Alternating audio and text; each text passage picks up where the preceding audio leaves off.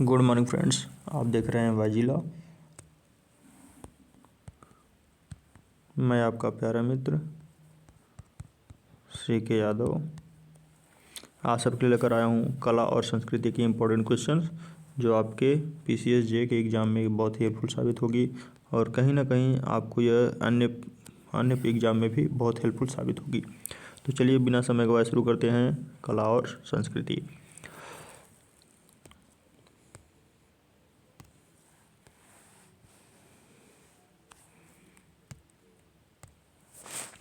आप लोग देखे होंगे ये अनुभव मंडप है क्या?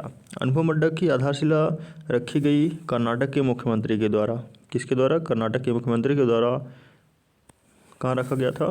बसव कल्याण में कर्नाटक के मुख्यमंत्री के द्वारा मंडप की आधारशिला रखी गई। और यह स्थान वह स्थान है जहाँ पर 12वीं शताब्दी में कवि दार्शनिक बसवेश्वरा ने अपने जीवन का अधिकांश समय बिताया था।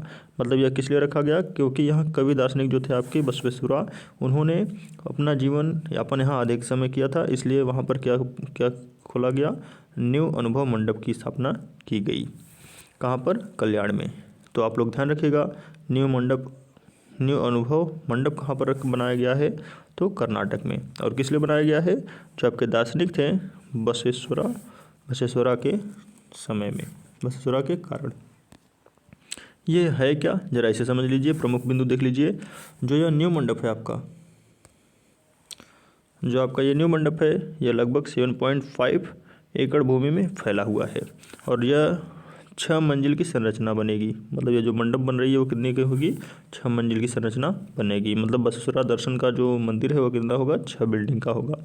12वीं शताब्दी में बसवेश्वरा द्वारा बसव कल्याण में स्थापित अनुभव मंडप, जिसे प्रायः विश्व की पहली संसद के रूप में संदर्भित किया जाता है। मतलब यहाँ पर एक आपका जीके का भी क्वेश्चन बन जा रहा है कि 12वीं शताब्दी में पहली बार अनुभव मंडप विश्व की पहली संसद के रूप में संदर्भित किया गया। ठीक है। विवादित हो कि बसवेश्वरा द्वारा स्थापित अनुभव मंडप में विभिन्न दार्शनिकों ने समाज सुधार को विवाद किया जाता था। मतलब इस मंडप में सबसे ज़्यादा पहले क्या होता था? वाद विवाद के कारण हुआ करता था। और ज़रा इसके कुछ महत्वपूर्ण बिंदु में और देख लेते हैं कि लगभग जो 770 स्तंभ है बसवेश्वरा मंदिर में, जो आपके 770 स्तंभ है, जो भव्य संरचनात्मक तरीके से 770 लोग के बैठने की क्षमता वाला एक सभागार भी बनाया जाएगा। मतलब कर्नाटक में जो ये बसवेश्वरा मंदिर बन रहा है वहाँ क्या हो रहा है? 770 लोगों के बैठने का इंतजाम किया जा रहा है 770 स्तंभों के द्वारा।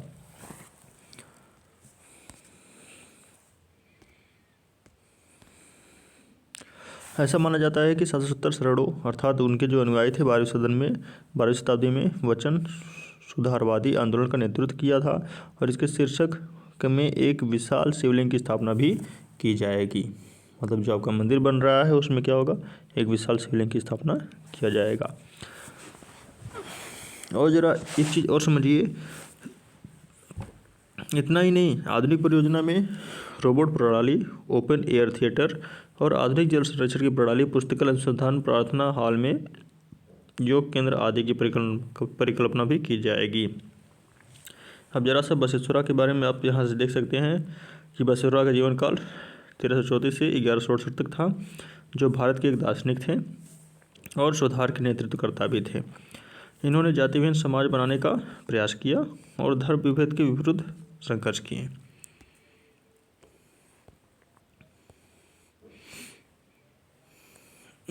और बसवन्ना जयंती एक वार्षिक कार्यक्रम है जिसमें बसवन्ना, एक मिनट, तो इतना आप सबको समझ में आ गया होगा कि ये क्या है? बसवेश्वरा मंदिर, बसवेश्वरा मंडप। आगे देखते हैं माघी मेला। माघी मेला क्या है? यह दशकों में पहली बार ऐसी स्थिति उत्पन्न हुई है कि ऐतिहासिक माघी मेले में कोई राजनीतिक सम्मेलन नहीं होगा। मतलब राजनीतिक सम्मेलन माघी मेले में नहीं होगा। यह मनाया कहाँ जाता है? मनाया जाता है पंजाब के मुक्तसर में प्रत्येक वर्ष जनवरी में मनाया जाता है। किस लिए मनाया जाता है? नानकशाही कैलेंडर के अनुसार माघ मेले का आयोजन किया जाता है। और माघशाही मेला ये है क्या? जरा इसके बारे में समझ लीजिए। जो माघशाही मेला है यह दिखाता है कि गुरु गोविंद सिंह जी जो लड़ाई लड़ने वाले 40 सिखों के बलिदान को याद किया जाता है किस दिन? माघी मेले के दिन।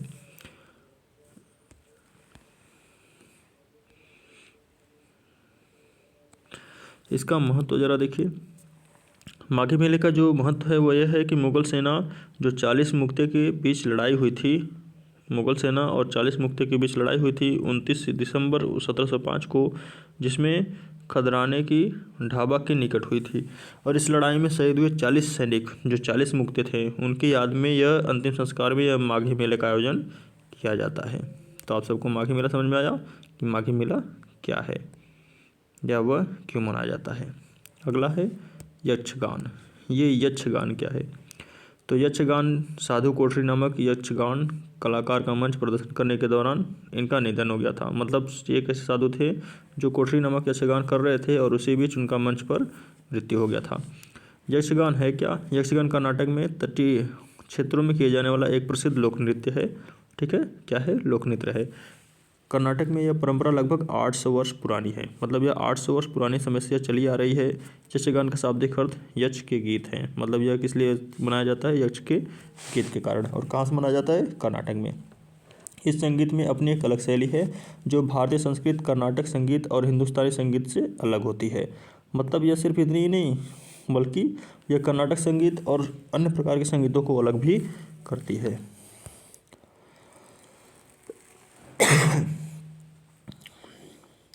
इनकी विषय वस्तु जो है आपका मिथकीय कथाओं, पुराणों, विशेष तौर पे आपका रामायण महाभारत से ही आधारित है।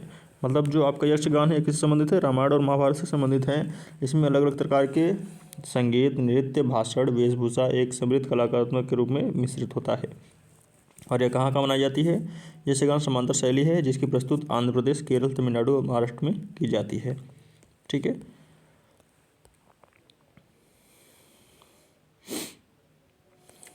जरा सा एक यहाँ पर क्वेश्चन देख लीजिए। तुलु एक द्रविड़ भाषा है। ठीक है, जिसे बोलने समझने वाले लोग मुख्यतः कर्नाटक के 2 तटीय जिलों जैसे केरल और कासरगोड जिले में रहते हैं। मतलब तुलु भाषा बोलने वाले कहाँ रखते हैं? केरल के कासरागोड में, जिसे सप्त संगम भूमि में भी कहा जाता है। मतलब कासरगोड को क्या कहा जाता है? सप्त भाषा संगम भूमि।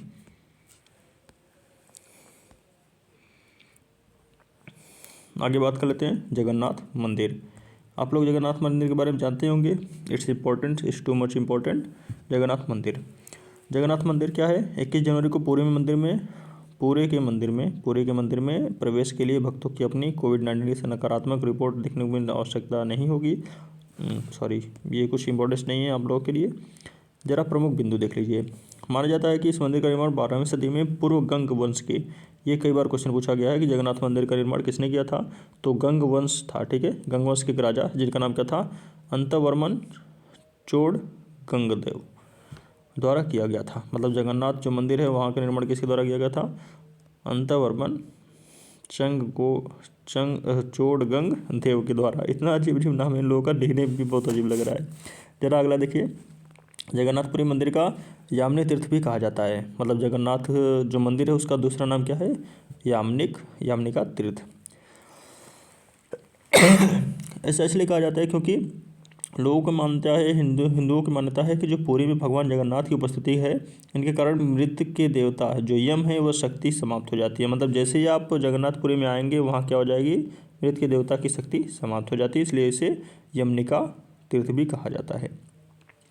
इस मंदिर को सफ़ेद पैगोडा द्वारा, इस मंदिर को दूसरा नाम भी दिया गया है जिसका नाम क्या है? सफ़ेद पैगोडा। और यह 4 धाम तीर्थ यात्रा जैसे बद्रीनाथ, द्वारिका और पुरी और रामेश्वरम का एक हिस्सा है। इसके पूर्व में सिंह और दक्षिण में आपका अश्वधार और पश्चिम में व्याघ्रा द्वार भी स्थित है। फसल कटाई त्यौहार, आप लोग सभी चीज़ें सुने होंगे लेकिन फसल कटाई त्यौहार भी सुने होंगे। यह क्या है? यह मकर संक्रांति के रूप में मनाया जाता है। मतलब भारत में मकर संक्रांति जो लोहड़ी मनाई जाती है उसका मेन उद्देश्य क्या है? लोहड़ी का कार्य है फसल कटाई त्यौहार को दिखाना, जो उत्तरायण और पौष पर्व के आदि रूप में फसल कटाई के त्यौहार के रूप में मनाया जाता है, जिसे हम मकर संक्रांति कहते हैं। ठीक है, मकर राशि के समय में यह होता है। और इस दिन क्या होता है, इस दिन गर्मियों की शुरुआत होती है और सूर्य के उत्तरायण होने का प्रतीक होता है।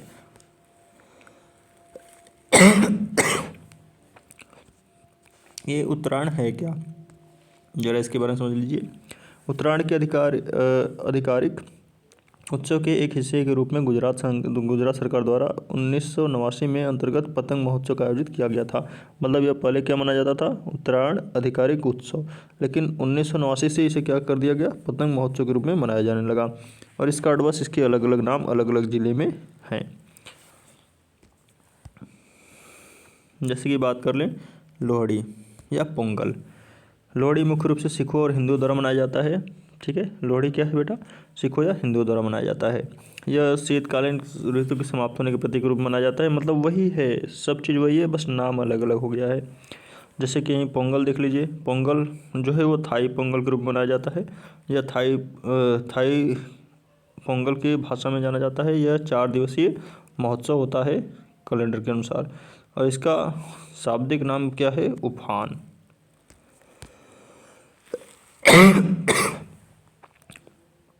और ये सब भी उतना इम्पोर्टेंट नहीं है, इसे आप देख सकते हैं। अगला है मोनपा हस्तनिर्मित कागज। ये क्या है?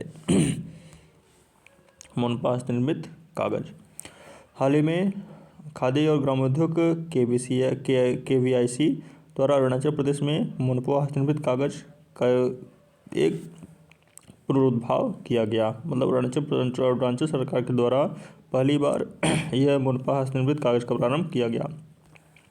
इसका जो संबंध है वह कागज़ से संबंधित है। ठीक है, जिसमें क्या होगा, लोग कागज़ से अपने हाथों से कागज़ का निर्माण करेंगे और उसके लिए शुरुआत करेंगे, और ताकि वह हस्तनिर्मित सभी चीज़ों का प्रयोग कर सकें, जैसे कि मोन शगुन कहा गया। और उसके तहत कागज़ का बहुत बड़ा ऐतिहासिक धार्मिक भी श्रेष्ठता रह गई है।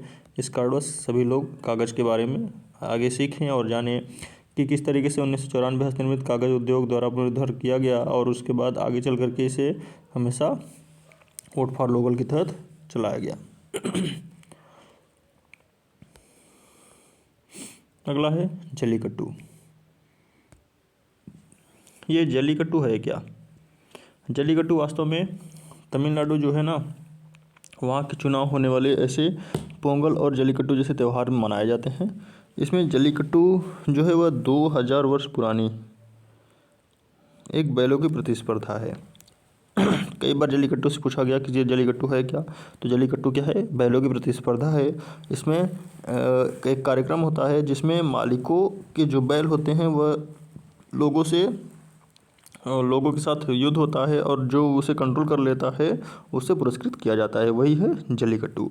और यदि पुरस्कृत नहीं कर पाता तो लास्ट में वह जो पैसे हैं वह किसी जाकर मिल जाते हैं, वह जा कर के सीधे से उस बैल मालिक को पैसे मिल जाते हैं। और यह त्यौहार कहाँ मनाया जाता है बेटा? यह त्यौहार मनाया जाता है आपका तमिलनाडु के मदुरई ज़िले में। कहाँ मनाया जाता है जल्लीकट्टू? बेल्ट नामक विख्यात तमिलनाडु, मदुरई, तिरुचिपल्ली, थेनी, पुदुकोट्टई और डिंडुगुल जिले में लोकप्रिय है। अगला देखिए, तिरुवल्लुर दिवस। तिरुवल्लुर दिवस ये क्या है? जो आपके प्रधानमंत्री 15 जनवरी 2021 में राष्ट्रकवि तिरुवल्लुर की उनकी जयंती के रूप में मनाए जाने की घोषणा किए हैं। मतलब जो प्रधानमंत्री हैं आपके, तब से तिरुवल्लुर दिवस के रूप में मनाए जाने की घोषणा किए हैं। यह है क्या तिरुवल्लुर दिवस के रूप में? जरा यह देखिए कि जो आपके पहली बार 17-18 मई को 1935 में मनाया गया था, फिर उसके बाद 15 या 16 जनवरी को मनाया जाता है। यह पोंगल समारोह का ही एक हिस्सा है। ठीक है, तो पोंगल समारोह का ही एक हिस्सा है जिसका नाम क्या है, तिरुवल्लुर।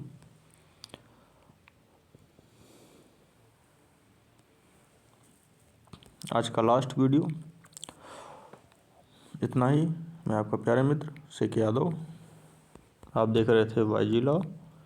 अगर आप मेरे चैनल पर नए हैं तो लाइक करिए, शेयर करिए और ज़्यादा से ज़्यादा सब्सक्राइब करिए। Thank you.